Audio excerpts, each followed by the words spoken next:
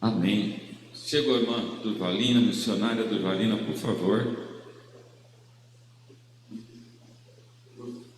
Olha aí, 50 anos de ministério, irmã Durvalina completou semana passada. Oh, que bênção. Alguém aqui não conhecia a irmã Durvalina? Levanta a mão, quem não conhecia? Alguns. Então vocês vão ter o privilégio de ouvi-la hoje. Isso é uma honra para nós, a BU. Ela esteve conosco algumas vezes. Seja bem-vinda entre nós, Durvalina. Deus abençoe. O tempo é da irmã.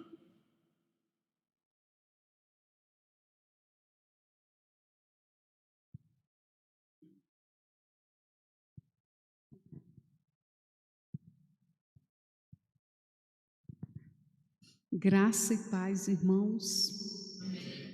É um prazer estar aqui com vocês. Obrigada. É uma igreja muito querida, né? Porque a gente aprende a amar os irmãos, não é assim? Né? Somos uma só família e a graça de Deus é comunicada. Até no olhar, no sorriso, na comunhão dos santos, né? Então, eu sou muito feliz de ter conhecido o pastor Miqueias e a Damares, porque por meio deles eu conheci vocês. E eu admiro muito, né, o pastor Miqueias pelo seu trabalho e seu ministério, mas não apenas por isso, sabe? Tem muita gente trabalhando para Jesus. Agora, tem muita gente que não trabalha com o coração totalmente em Deus. E eu vejo isso nele. Totalmente. Porque às vezes, né, a gente divide o coração. E às vezes até inconscientemente. Às vezes não é consciente, não. Não, eu estou servindo a Deus. Glória a Deus, meu irmão. Mas tem tantas exigências, né? Tem tantas reservas. Aí o Espírito não flui como deve. Então, eu acho que a gente pode louvar a Deus quando a gente vê um servo do Senhor que o coração é totalmente. Não é assim, meu irmão? Que eu espero que seja com cada um de vocês. Né? Coração totalmente do Senhor, sem reservas. Tem uma frase, eu pus ela no meu livro de Missão de Interceder. Diz assim: o céu está muito ocupado para ouvir oração de coração dividido. Eu achei tão engraçado essa frase, não estou lembrando agora o autor. Coração dividido, né? Quer a bênção de Deus, mas tem reservas, quer do seu jeito, não é? Não compreende o propósito de Deus nas situações, aí fica acusando Deus. Não tem isso, meus irmãos. Isso é da humanidade. Estou criticando ninguém. Isso é da humanidade. Agora, o que é cristianismo? Vencer a tendência da natureza humana, a fraqueza da natureza humana, para ser totalmente do Senhor. E a gente está hoje aqui para examinar o coração também, não é? No meu livro de espiritualidade, eu trabalho sobre o autoexame, que eu acho que não dá, né, para examinar o coração sem aquele momento da introspecção. Porque é aí, nesse momento, que Deus vai dizendo: ó, o coração está dividido, você está conscientemente achando que não. Não é verdade? A gente tem que fazer a diferença da consciência humana. Ela é um potencial que Deus nos deu, a consciência humana. E a gente tem que ser consciente das coisas que fazemos, daquilo que somos, porém, ela sozinha não dá conta. No autoexame, ela sozinha não dá conta. Então, é necessário a gente fazer o autoexame para o Espírito Santo trazer luz. Não é espírito de luz, o Espírito Santo? Esse termo ficou muito com os espíritas, não é? O espírito de luz. O Espírito Santo é espírito de luz, porque ele é a luz verdadeira. Aí ele traz luz na consciência. Aí a gente diz, eu preciso mesmo perceber o Espírito Santo, né? Aquilo que ele está mostrando. Então, irmãos, é só uma palavra de saudação que já veio um recadinho. Não é verdade? Já veio um recadinho. Mas é assim, né, que a gente... Eu gosto daquela frase de Paulo em Colossenses 3, que a gente se aconselha mutuamente, exorta mutuamente. Então é assim, né, que a palavra de Deus vai sendo trazida. Aí eu vou já trazer aqui para o João 17.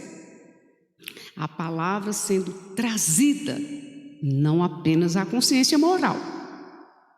Que essa não tem o poder de julgar. A consciência moral, ela ajuda, ela faz parte, mas ela não tem o poder, né? O poder de julgar é a palavra. Porque aí o Espírito nos faz entender a verdade e a gente se convence, não é assim mesmo? Se convence da verdade. Então, é um privilégio a gente trabalhar João 17, pastor. Porque essa oração, ela é uma oração tão profunda.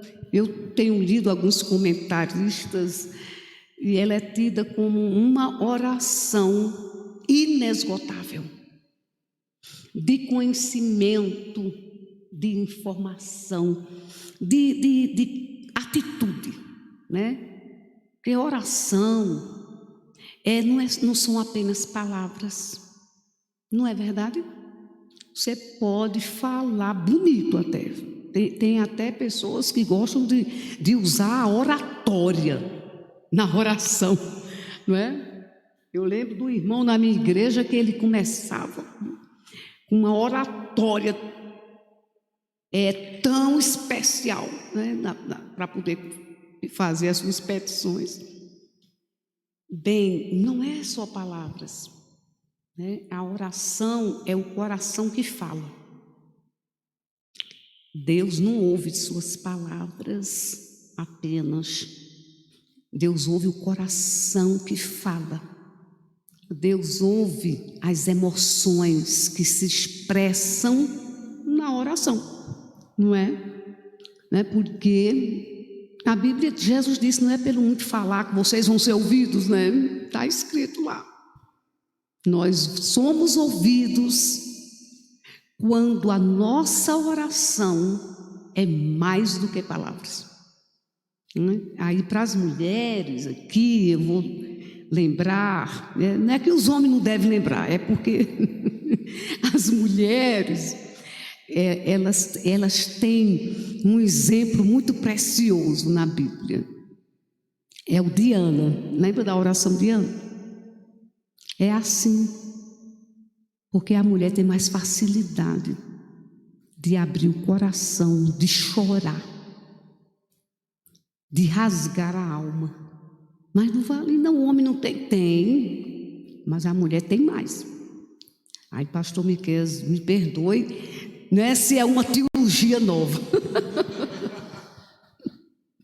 Mas não é uma teologia nova. É o quê? É que Deus fez a mulher diferente. A mulher é mais sensitiva. A psicologia, a psiquiatria já está dizendo isso há muito tempo.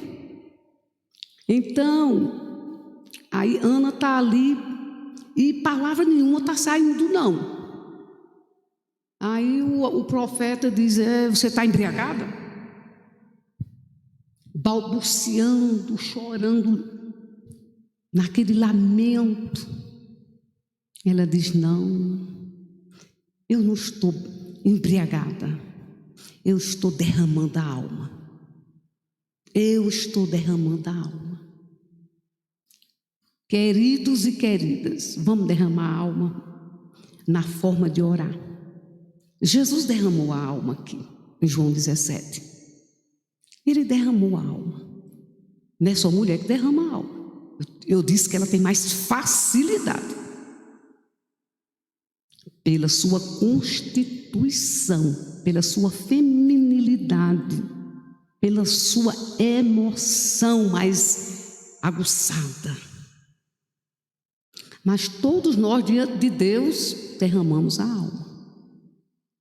Então, vamos derramar a alma. A gente vai derramar a alma.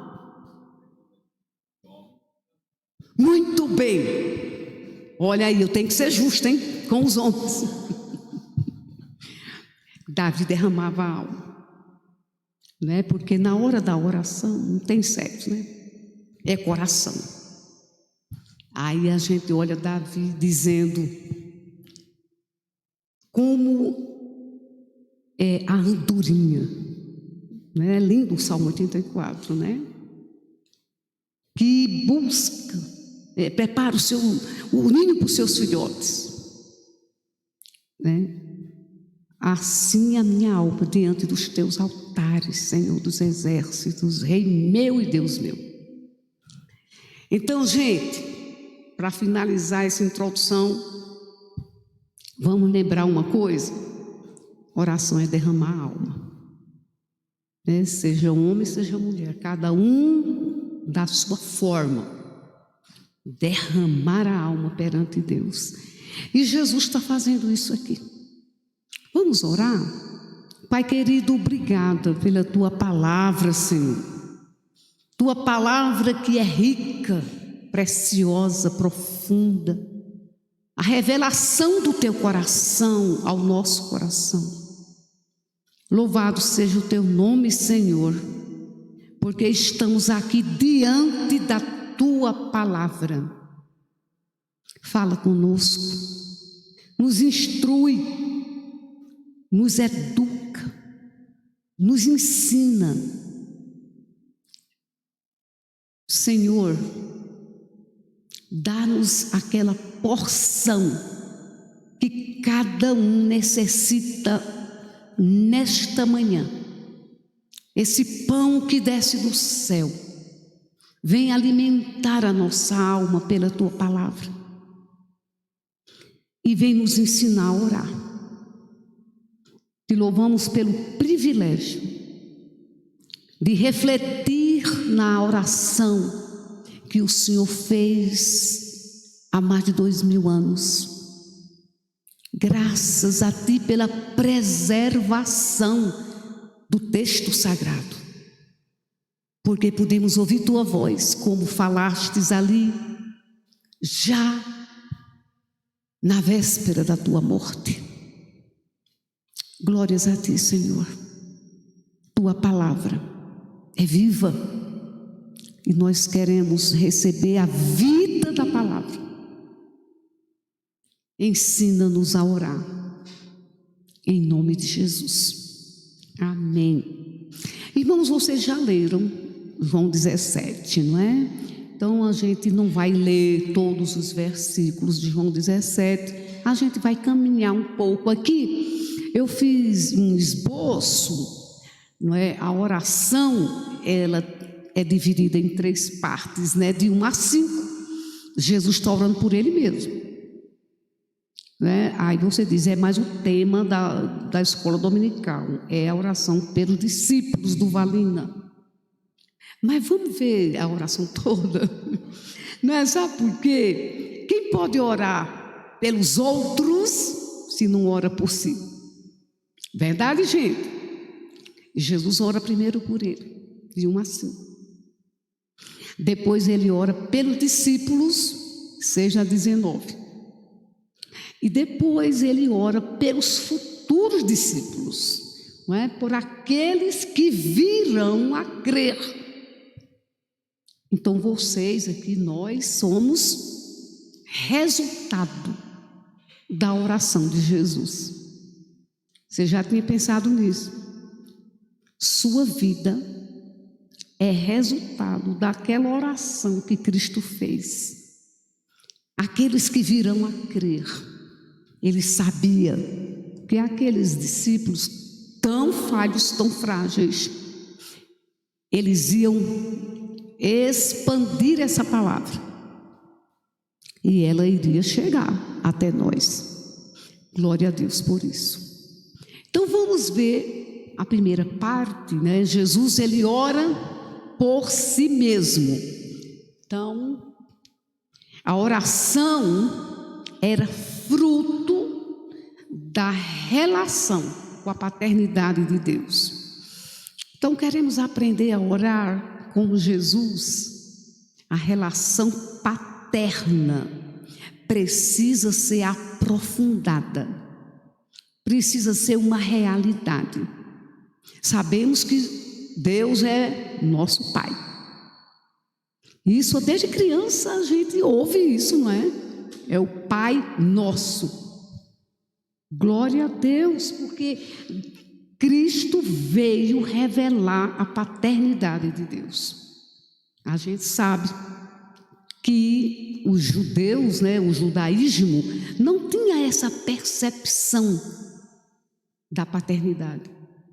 Jesus traz, né? Ele traz 3 vezes, verso 5, verso 11, verso 25, verso 24, verso 25. Ele está se referindo a Deus como Pai. Pai Santo. Eu acho tremendo, né? Quando ele diz Pai Justo. Jesus já estava à sombra da cruz quando ele fez essa oração. Mas ele não deixou de perceber que o Pai era justo, mesmo que a cruz estivesse diante dele. Isso é tremendo. Porque quando a gente olha a paternidade de Deus, a gente quer só receber o amor, o mimo do Pai, o cuidado do Pai. Mas o amor verdadeiro é justo. Né, gente? O amor verdadeiro é justo. Os pais sabem disso. Ama o filho, mas precisa ser justo na hora de ensinar, na hora de disciplinar. Precisa ser justo. Então, o pai tem essa cara, eu gosto de dizer assim, Deus com essa cara de pai, que mesmo permitindo a cruz, não deixou de ser o pai amoroso. Não deixou. Aí nós temos que pensar uma coisa: a justiça de Deus, como é que ela se revela na nossa vida? Porque às vezes a gente quer aquele parâmetro. O parâmetro é o Deus bondoso que é amoroso. Aí se as coisas não vêm da forma como a gente gostaria que fosse, parece que o amor ou o cuidado, né, foi anulado. Absolutamente. Quando Deus permite a dor e o sofrimento, Ele está dizendo: é porque eu lhe amo que eu permito a dor e o sofrimento. E é porque eu lhe amo que eu cuido de você na dor e no sofrimento. Agora, quando eu falo de dor e sofrimento, eu não gosto, eu particularmente, isso aqui é uma questão pessoal, eu não gosto, né, quando eu escuto as pessoas dizerem assim: olha, depois que eu aceitei Jesus, é tanta tribulação da minha vida, eu só vivo atribulado. Pai, por quê? Por que eu tenho reservas com isso? Porque a vida nesse mundo é de aflição. Não é porque agora você aceitou Jesus, parece que agora você entrou no vale do sofrimento. Ah, não. Agora a gente entende o sofrimento. Agora a gente sabe tirar lições do sofrimento para a maturidade, para crescer, para deixar de sermos a criancinha que quer só o presente, quer só o benefício e não a relação com o Pai para crescer no sofrimento. Então, essa é uma percepção que Cristo passa para nós. Ore na relação com a paternidade de Deus e tudo vai encontrar lugar em sua vida, sabe? Aquele relacionamento pouco assim difícil, né? Aquelas questões que a gente não entende, e não entende mesmo não, tem coisas que não entende, tudo encontra o seu lugar, quando a gente se relaciona com um Deus que é Pai Santo, Pai justo. Então, vamos adiante. Ele pede pela sua glorificação. Jesus está diante da cruz, mas ele diz assim: Pai, glorifica teu filho, não me deixa na morte.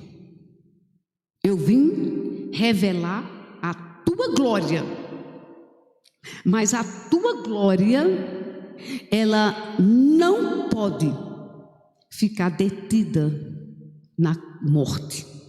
Então ele está orando pela sua ressurreição. Não deixa. Jesus tinha certeza da ressurreição? Tinha. Ele tinha percepção disso aí. Mas na humanidade, o que estava diante dele, ela era a cruz e o túmulo. Então, tem coisas que a gente sabe, mas a gente precisa se colocar diante do Pai e dizer: Senhor, o caminho é esse, me ajuda a sair vitorioso nele. Aí é uma coisa que eu gosto de dizer. Nesse momento, a cruz e o sofrimento é vencido pela certeza da ressurreição.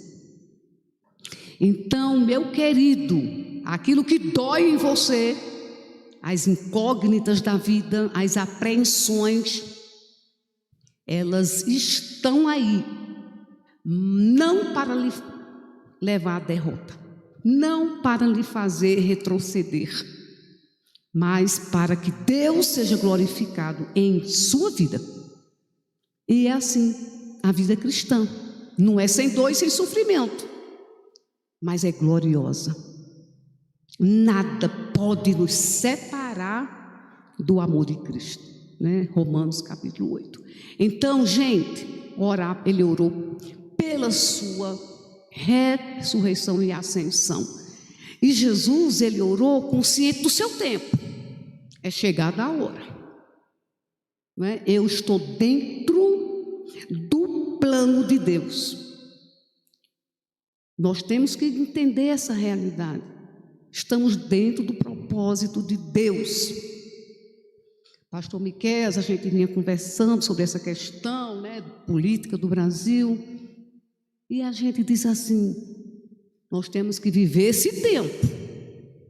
Não existe nada fora do controle de Deus, né? E a gente precisa estar precisamos estar percebidos do tempo que estamos vivendo. Não, como Cristo disse, né? Quando o céu vai ficando rubro, aí você diz assim: vai chover, mas você não discerne o tempo. Então Jesus era consciente do seu tempo. E a gente precisa também ser consciente, né, do tempo que estamos vivendo. E ele reconhece que recebeu autoridade delegada pelo Pai para dar vida eterna. Não é isso que está aqui no texto? Me destes autoridade sobre toda a humanidade, verso 2, para que conceda a vida eterna. Então ele era consciente que sua morte se transformaria em vida eterna para todo aquele que crê. E isso é o Evangelho. O que é o Evangelho? Ele diz, é vida eterna. Conhecer ao Pai e conhecer o Filho. Isso é vida eterna. Então nós estamos aqui porque já recebemos a vida. Glória a Deus. Essa vida que é vivida nele e para a glória dele. Você, meu querido irmão, não tem vida em si mesmo, porque você não apenas existe. Os filósofos correm atrás do sentido de vida, né? Não, a gente não apenas existe. Quem tem vida eterna vive, não apenas existe. Por quê? Porque a vida, ela tem sentido de ser em Deus. Aí tudo aquilo pode vir para tirar a nossa alegria, para querer tirar, né? A graça sobre nós, não consegue. Por quê? Porque a vida de Deus está em nós. Você não tem vida própria. Você não apenas existe, você tem vida eterna. E é essa vida eterna que pulsa em nós. E vida eterna não é somente a certeza da eternidade. Cristo não veio dar apenas a certeza da eternidade. Quando eu morrer, eu vou ter um lugar no céu. Não. Cristo veio para nos fazer viver a vida de Deus em nós. E o Evangelho é diferente. Por isso que não é uma religião. Não é o cumprimento de dogmas e de rituais. É a vida de Deus pulsando no nosso interior. Você diz glória a Deus. Isso é glorioso. A vida de Deus pulsando no seu interior. Isso é Evangelho. Vamos adiante. O conhecimento do Pai como verdadeiro e o do Filho é a essência da vida. É o que nós estamos falando. Ele também revela a consciência de ter cumprido a missão. Verso 4. Eu terminei. A obra que o Senhor me deu foi completa. Consciência de que cumpriu a missão de Deus. Isso é muito glorioso. Qual é a sua missão na terra? Cada um de nós tem uma missão. A vida não é sem propósito. Qual é o propósito da sua vida? Consciente da sua missão. Então, irmãos, e depois eu vou trabalhar um pouquinho mais adiante sobre isso, mas eu quero deixar a pergunta. Quando a gente ora, a gente deve orar consciente da missão que Deus nos deu, porque ninguém está no mundo por acaso, e nós não somos salvos apenas para sermos receptáculos das bênçãos de Deus. Nós temos uma missão no mundo. Glória a Deus, não temos uma vida sem propósito. Isso faz toda a diferença para viver. A pessoa que não tem propósito de viver é uma pessoa que não tem história. É uma pessoa que não tem ideais, que não tem expectativas de realizações. É uma pessoa que não tem identidade. Então não dá para ser, não dá para viver assim. Então vamos lembrar disso. Ele pede a revelação da glória eterna na intimidade do ser divino. A glória que eu tive contigo antes que o mundo existisse. Cristo está dizendo: eu experimentei a glória divina pelo fato de ser divino. Agora, na minha humanidade, olha que distância. O divino, perfeito, infinito, esse divino, na linguagem de Salomão, que enche, ele enche os céus e a terra. Esse divino, criador do universo, esse divino perfeito, ele diz assim: eu quero que essa glória do divino, já experimentada antes, o Senhor possa revelar mais uma vez. Eu quero gozá-la. A humanidade imperfeita, limitada, Cristo se fez homem para que na sua humanidade pudesse nos entender como humanos e pudesse se identificar conosco nas nossas fraquezas. Então, na sua limitação, na sua encarnação, ele está dizendo para o Pai: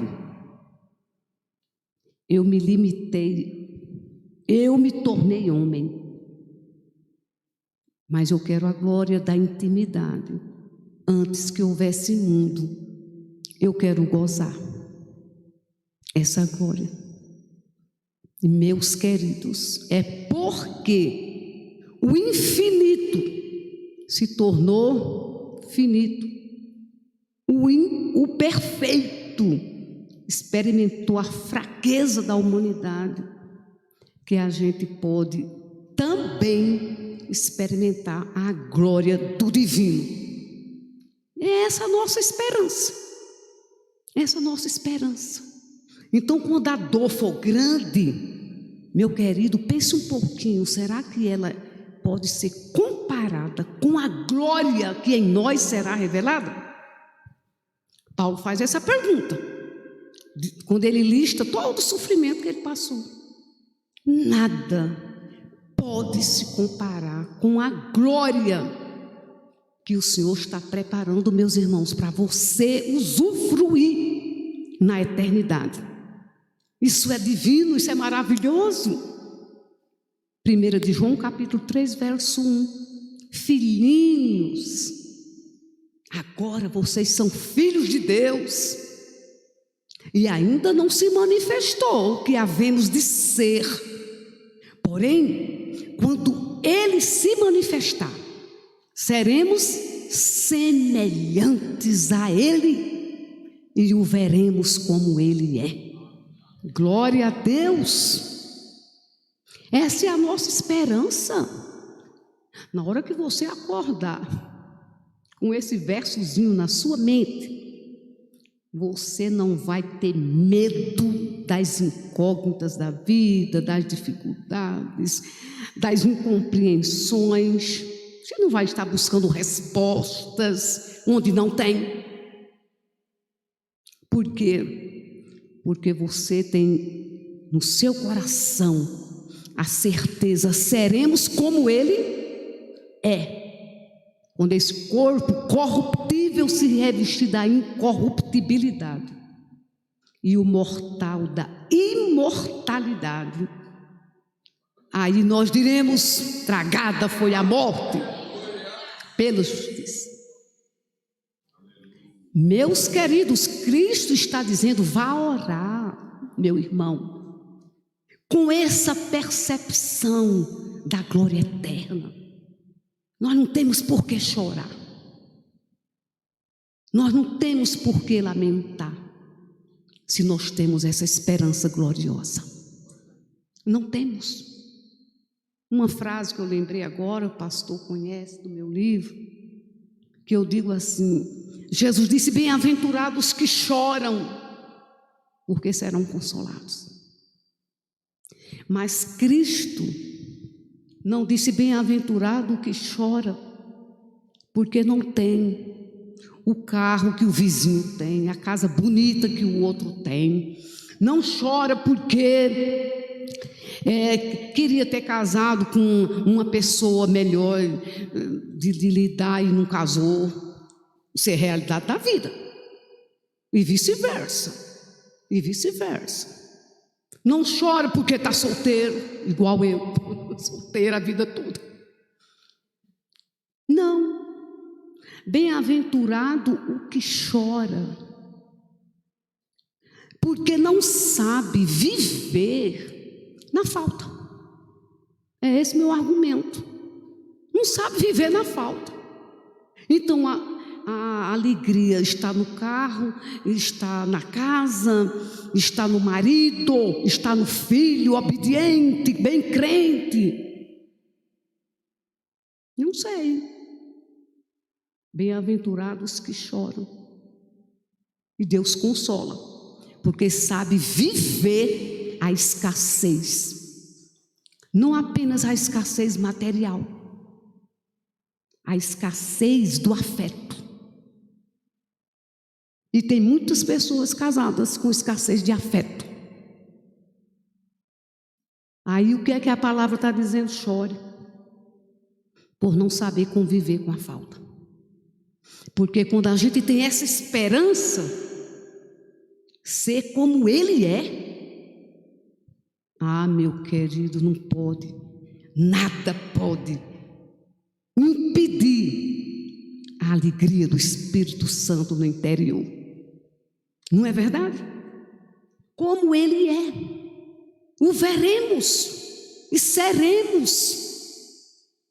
Aí nessa expectativa de glória, nessa expectativa de glória, a gente vai viver, e vai viver bem, feliz. Não é utopia não, feliz, porque a esperança não é uma expectativa humana, é uma certeza de fé. Olha a diferença, é uma certeza de fé. Então, se a fé precisa ser renovada, vamos renovar hoje. Porque não é expectativa, certeza de fé. O veremos como Ele é, seremos semelhantes a Ele. Cristo está dizendo para o Pai: dá-me a glória, a essência da divindade que eu tive contigo na forma divina, e que na humanidade ficou restrita, mas não extinta, porque Ele era perfeitamente homem e perfeitamente Deus. Então, amados, nessa expectativa de vida, Jesus vai orar pelos discípulos, e a gente vai aprender também, não é? A orar agora pelos discípulos. Então, aqueles que foram dados pelo Pai, Ele não está orando dizendo: eu estou aqui orando por João, Pedro, Tiago. Claro que Ele estava orando pelos discípulos, João, Pedro, Tiago e os outros. Mas Ele especifica o que identifica o discípulo. O discípulo é aquele que o Pai lhe deu. Que coisa gloriosa! O Pai escolhe e dá para o filho. Antes da fundação do mundo, Ele escolheu você, meu irmão. Você nem tinha, claro, não tinha nem consciência. De nada. Estou em Efésios, capítulo 1, verso 3. Ele nos escolheu antes da fundação do mundo. Então, Cristo está dizendo: Pai, eu quero orar por aqueles que tu me deste, porque são teus. Pode acompanhar aí, né? Aqueles que do mundo me deste, porque são teus, tu os destes a mim. Então, isso é o propósito de Deus. Deus escolhe e traz para Jesus, e em Jesus nós recebemos a vida eterna, nos tornamos discípulos.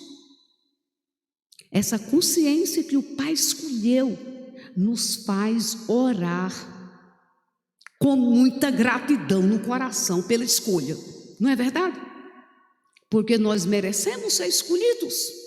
Nunca nada pode garantir essa escolha. Então, não temos em nós mérito algum. Meus amados, nós temos que pensar nisso. Porque quando nós pregamos o Evangelho, a gente diz: olha, é pela graça.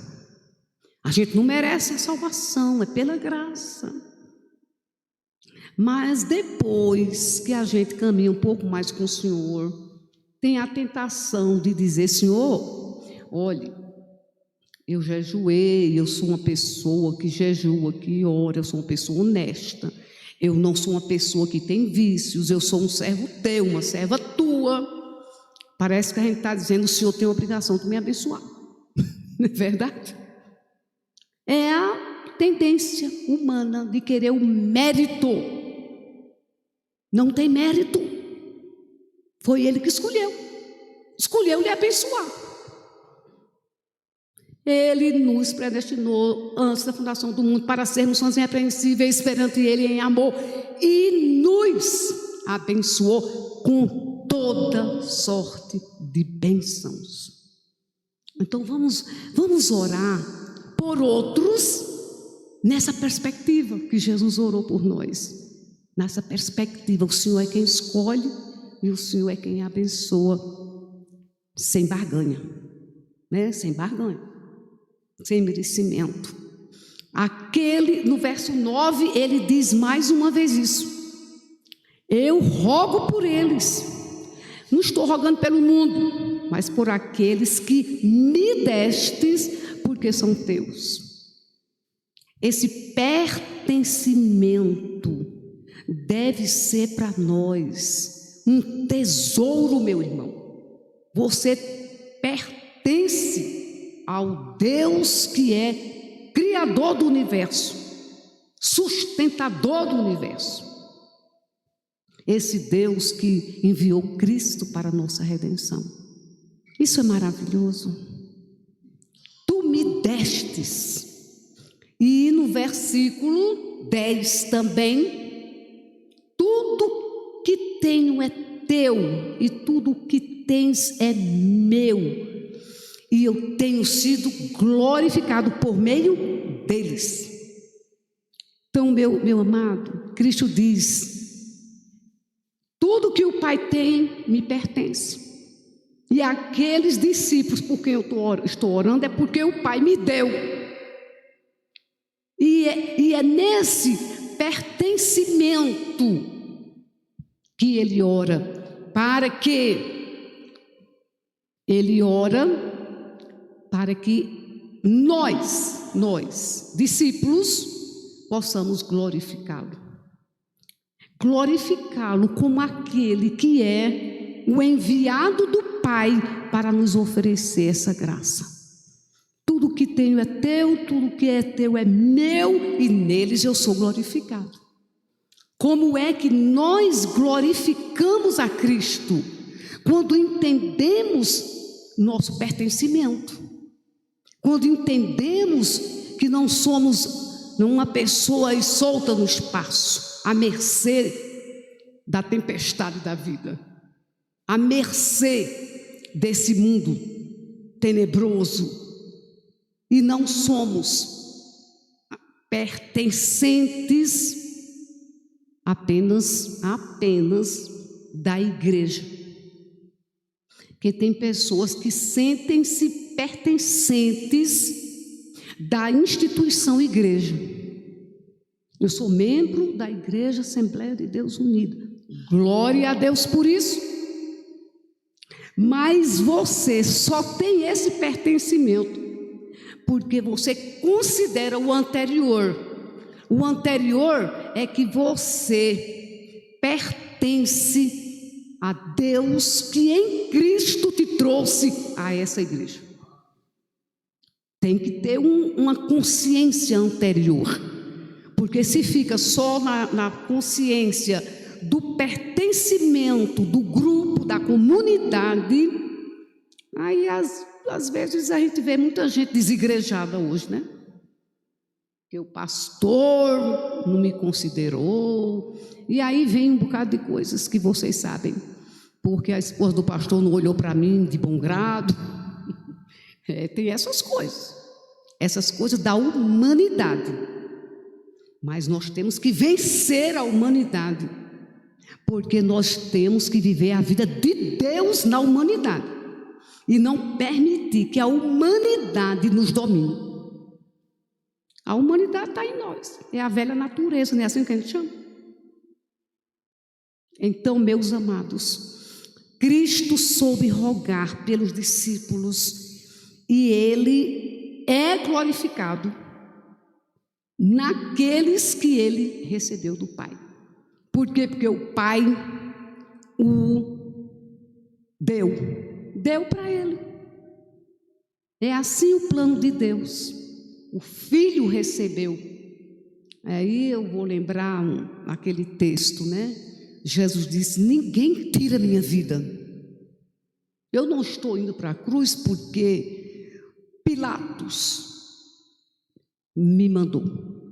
Os judeus disseram que preferia a crucificação dele. Eu espontaneamente a dou, e ele a deu para que a gente pudesse ter o pertencimento. E aí a gente glorifica a Ele. Nele somos salvos. E a nossa missão é glorificar a Deus. Eu não falei do propósito. Um dos propósitos, o primeiro, propósito maior da vida do crente é glorificar a Deus na sua forma de viver. Esse é o propósito. Deus ser glorificado em Jesus. Então agora nós vamos um pouquinho mais adiante. Aqueles que receberam a palavra do Pai. Jesus está orando por aqueles que receberam a palavra do Pai, reconheceram sua procedência e creram nele. Gente, a gente sabe disso, a palavra do Pai. Mas o que eu acho fantástico é que o Senhor Jesus, Ele não diz assim: eu preguei para eles, eu trouxe uma mensagem para eles. Eu gosto muito de falar para os alunos, eu digo assim: você sabe que você não tem mensagem para dar? Você sabe. Você vai ser um pregador, né? Eu digo para os alunos, vai ser um pregador da palavra a vida inteira, mas você não tem mensagem. Não tem. Por que não tem? Olha, o Cristo disse isso. O que é que a gente vai dizer? Eu transmiti as palavras que tu me deste. Ele não tinha mensagem própria. Essa mensagem, ela é transformadora. Essa mensagem nos edifica. Essa mensagem nos liberta. É a mensagem da cruz que nos faz novas criaturas. Essa é a mensagem que a gente não pode deixar de pregar. Porque na hora que você for pregar alguma coisa que você não tem autoridade para falar, você não vai ser ouvido. Ou pode até ser ouvido, mas não vai ter produção. Produção. Porque a palavra que produz vida é a palavra de Deus na nossa boca, na nossa vida. Então, amados, ele sabia que ele deu a palavra, não é isso? Verso 7, o verso 7, eles têm obedecido a palavra, porque eles sabem que tudo que me deste vem de ti, e eu transmiti as palavras que destes a mim, pois eu lhes transmiti a palavra que me deste, e eles aceitaram e reconheceram que de fato eu vim de ti. Gente, Cristo está dizendo para o Pai: olha, eu estou orando por eles, mas eu estou dizendo ao Senhor que houve produção na mensagem. Não é? Eu gosto de olhar essa oração como um relatório. Cristo está diante da morte. Ele disse: eu terminei aqui a obra que o Senhor me deu a fazer. Agora eu vou dizer para o Senhor que houve produção. Houve produção, porque eles creram, eles aceitaram, eles entenderam que eu não sou filho de Maria e José. Eles entenderam que eu vim de ti, que eu não sou Elias, que eu não sou um profeta.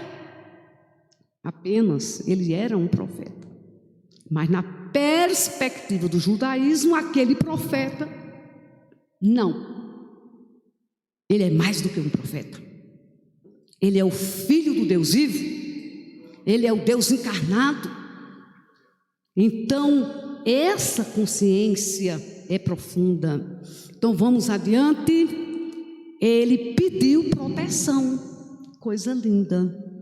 Ele diz: olha, eu vou sair desse mundo, e eu sei que nesse mundo não é fácil viver.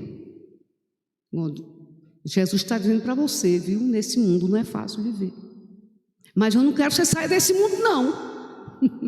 Né? Eu não vou estar lendo aqui, vou estar parafraseando, tá? Mas você já leu o texto, você sabe que eu estou no texto. O mundo é cruel, principalmente com os discípulos de Cristo, assim como foi com ele.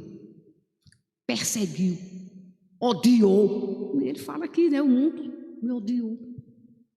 E aqueles que seguem a ele também serão odiados, serão perseguidos.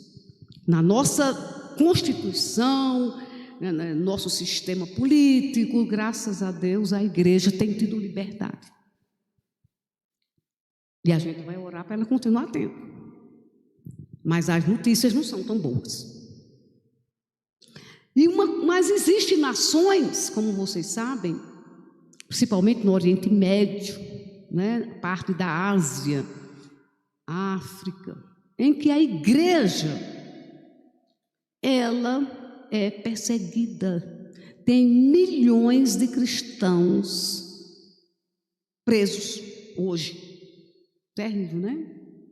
Aí Cristo pede proteção. Pai Santo, protege-os em teu nome, o nome que me deste, para que eles sejam um como nós somos.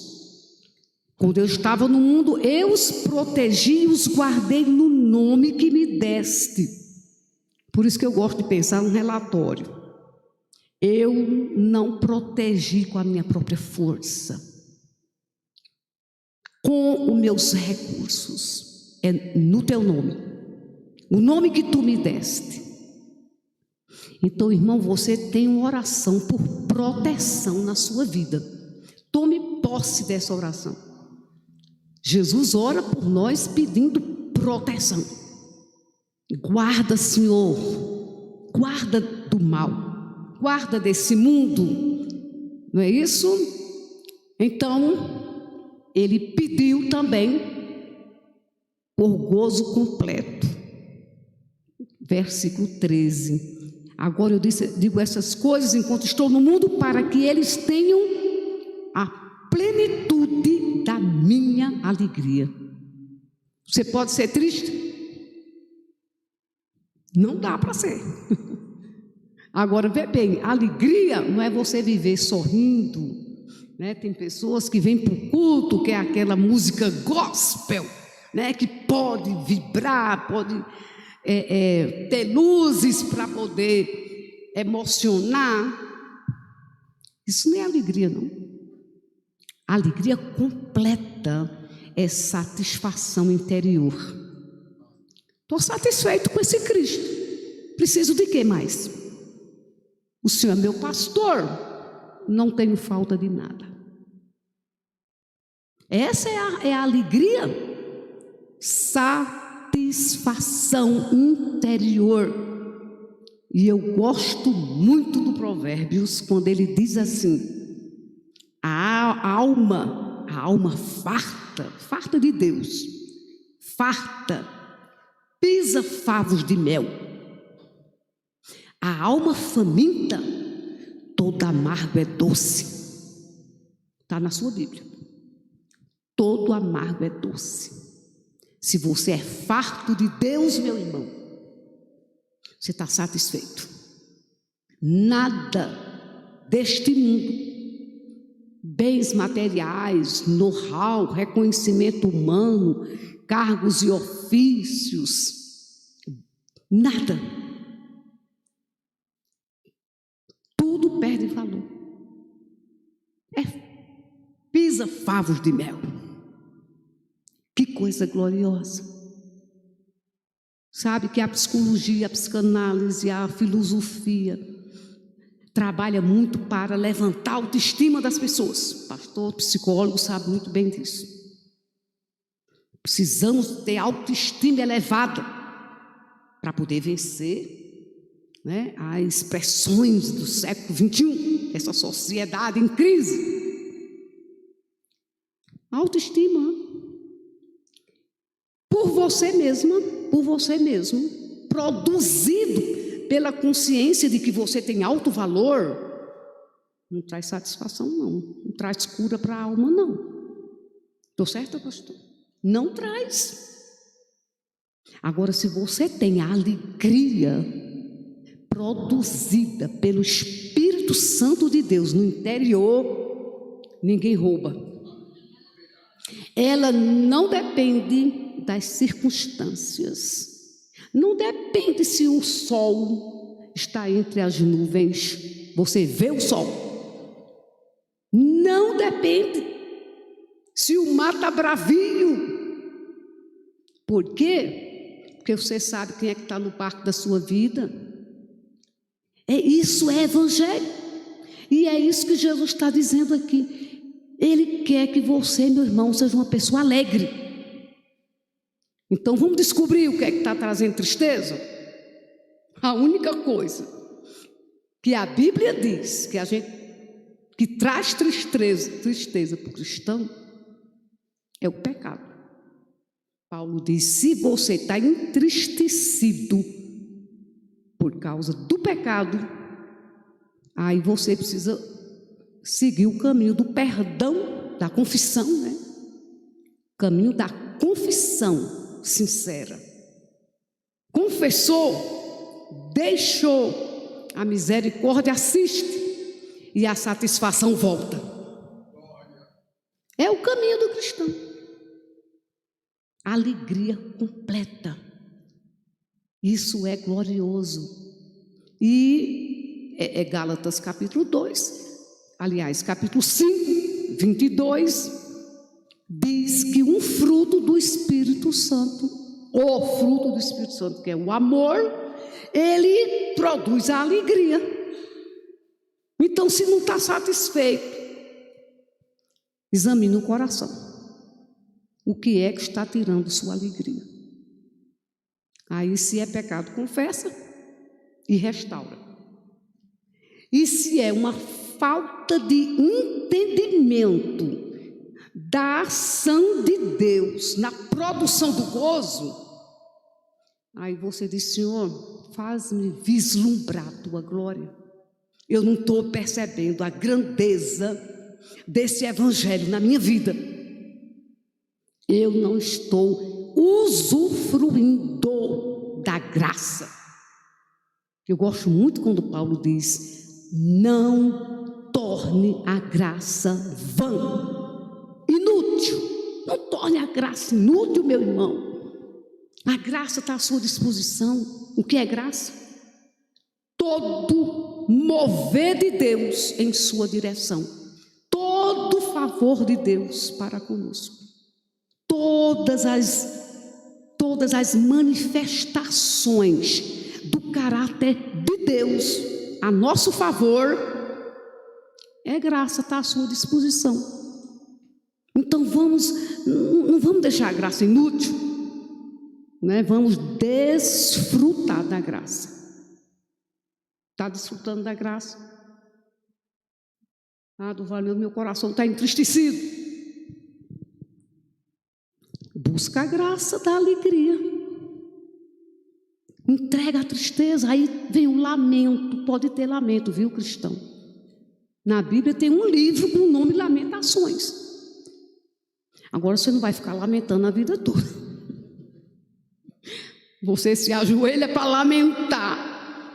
Lamentar o quê? Vamos lembrar, não é a falta, mas é a capacidade de não saber viver com a falta, não é? Aí você vai lamentar: Senhor, meu coração está triste. Você viu o que aconteceu? Você ouviu aquela palavra? Foi como uma espada no meu coração.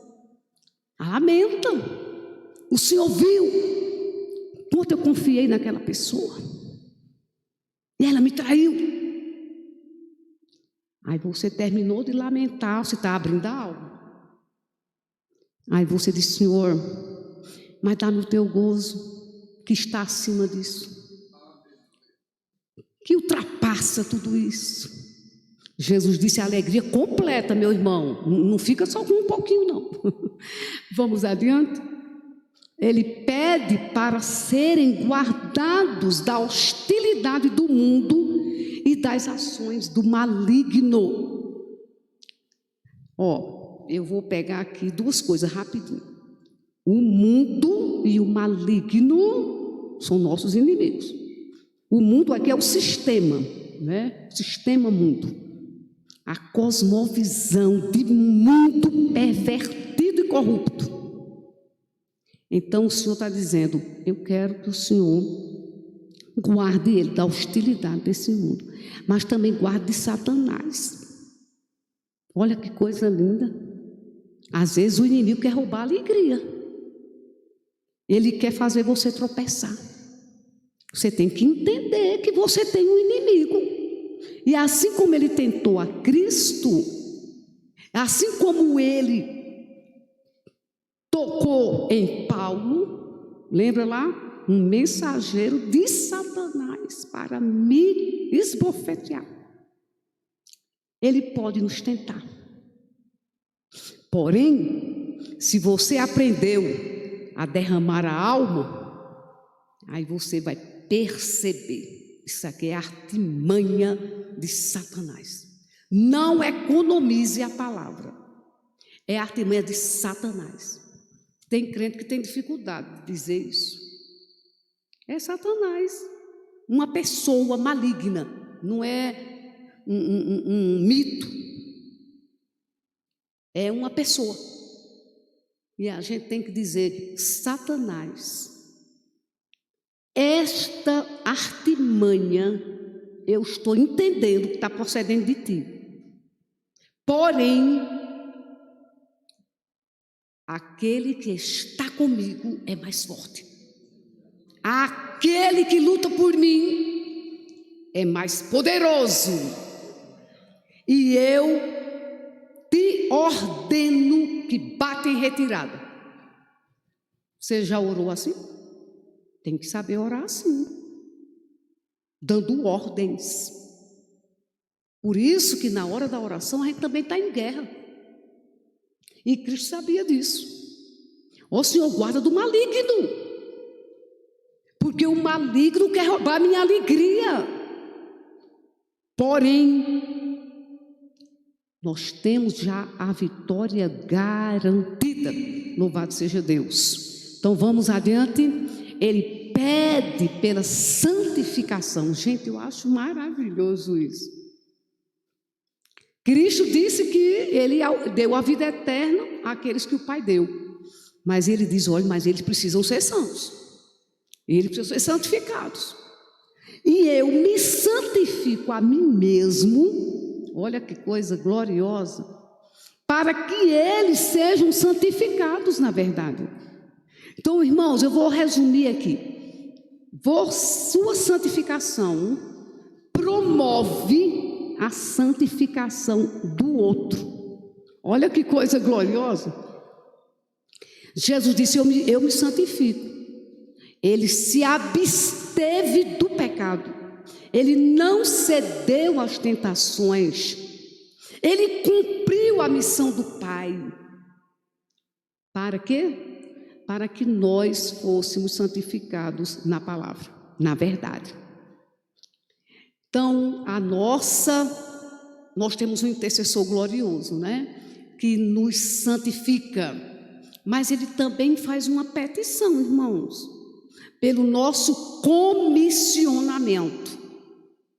Você precisa ser santo, mas você também precisa colocar seus dons a serviço do Senhor.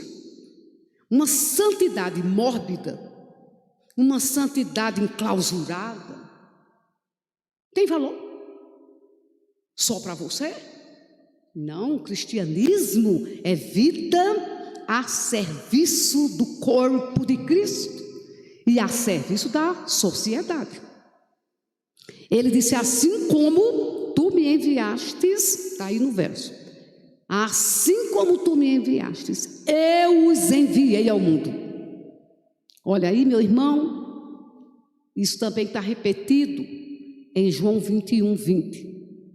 Assim como o Pai me enviou, eu vos envio. Então Jesus orou para que você cumpra a sua missão. Qual é a sua missão? É a proclamação do Evangelho? Todo cristão salvo tem o dever de proclamar o Evangelho. Aí você diz, não, eu não sei pregar. Deixa pastor pregar, o púlpito aqui é para ele mesmo. Porque Deus o escolheu para ser o pregador. E aqueles que ele dá o dom da palavra. Agora, meu irmão, a proclamação é anunciar a graça de Deus.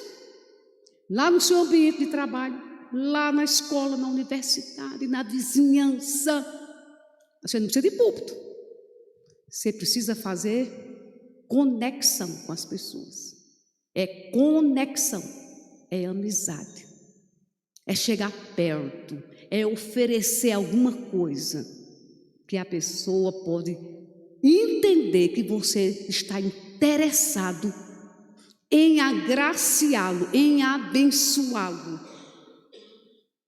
Eu perguntei a uma moça, era aluna nossa, trabalhava aqui na Cracolândia, com travestis. Eu ficava, meu Deus do céu, como é que essa menina trabalha? Eu tenho minhas reservas, né, de saber trabalhar, né? Vocês sabem as restrições que tem hoje, é difícil. Ela disse, Duvalina, sabe como é que eu começo? Posso fazer uma oração por você? Ela disse, nunca eu ouvi um não. Gente, nunca ouvi um não. E eles disseram, ora para o meu pai também, que ele está doente. Aí eu disse, então, essa é a porta de entrada. Você chega para o seu vizinho e diz, eu posso orar por você? Você daí começa a testemunhar do poder de Deus. Deus nos chama para cumprir a missão, proclamação, testemunho, que não adianta você dizer, eu posso orar por você, e depois a pessoa vê que você não sabe orar nem por você mesmo, né? É o testemunho. Ser-me-eis testemunhas. É a conduta que vai fazer diferença. Você na universidade vai ser diferente. Você não vai andar no caminho dos outros para ter uma nota pedindo para o outro ajuda. Não. Você vai ser fiel nos seus negócios, testemunho. E também pelas boas obras, gente. Como é que a gente proclama que Cristo é bom? Quando a gente diz, olha, Ele é bom e Ele está interessado em abençoar a sua vida, também na sua necessidade material. Então, gente, a missão foi dada e Cristo orou por nós para que cumpríssemos a missão. Ele já cumpriu a missão, mas a missão continua, ou não? Continua. Através de quem? Através de você, através de mim. Nós somos chamados para andar no modelo de Cristo. Testemunho, proclamação e ação. Boas obras. Boas obras. E é assim que a gente pode cumprir a missão, crendo que aquele que nos enviou é aquele que vai nos dar a capacidade de cumprirmos a parte que nos cabe na missão de Deus.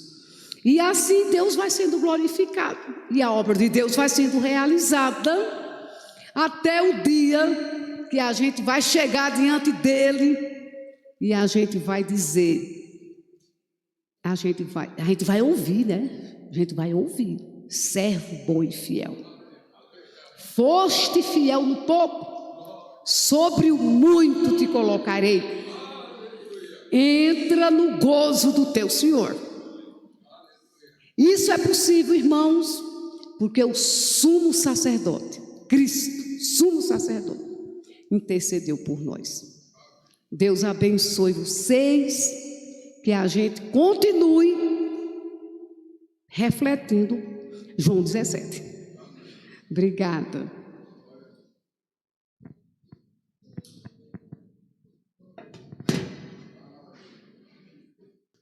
Cumprimento os irmãos com a paz do Senhor. A hora passa que a gente nem vê, né? Deus tem nos agraciado com a amizade com a missionária Durvalina, é uma alegria muito grande. E nós aqui queremos, missionária, agradecer a senhora por ter aceitado o nosso convite. Ela está de passagem aqui em São Paulo e a gente pegou e falou, opa, aproveitar um dia para estar aqui com a gente. Deus continue te abençoando. Agradeço a todos os irmãos que estão aqui. A gente está no feriado prolongado, muita gente viajando, mas você que nos atendeu está aqui, que Deus abençoe sua vida. Nós temos aqui, irmãos, o livro da missionária Durvalina, é a segunda ou a terceira segunda edição, né? Ministério Cristão e Espiritualidade. A gente tem um problema e uma solução. O problema é que hoje só tem 5 exemplares e a solução é que você pode comprar pelos principais sites de venda online, porque foi lançado pela editora Thomas Nelson. Então, Ministério Cristão e Espiritualidade